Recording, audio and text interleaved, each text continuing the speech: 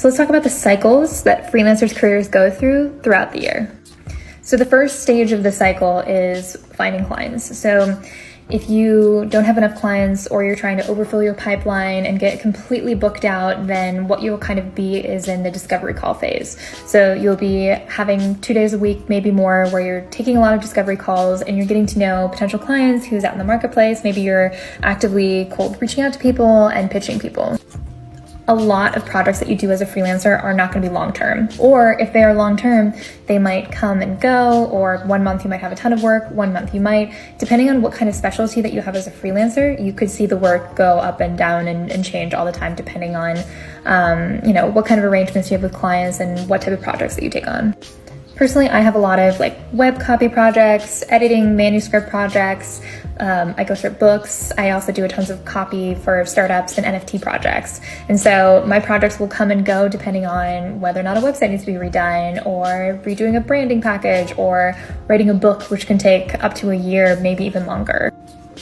But once you've completely booked out your schedule, you will probably, clear out all of your discovery calls and you'll just be focused on your current projects. However, depending on what your workload is and what you like your workload to be, you might, just keep on looking for clients and potential clients, and keep on kind of seeing who's out there or fielding incoming leads. Personally, I get so much incoming traction that I like to keep meeting clients even if my schedule is kind of full at the moment, because I'm able to slot projects in for down the line. So even if everything is overflowing at the moment, you might be able to schedule projects in for a month down the line, a few months down the line. But depending on what niche you're in, some clients may want to book automatically, right away, immediately, for what they're looking for.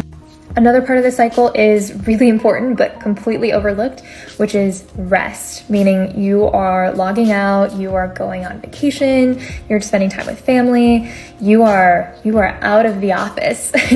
And this is really important. You can't miss that part of the cycle, because it's also time for you to check in with yourself, reflect on the projects you've done, figure out what projects you want to do in the future, and get more of a sense of what you're excited about.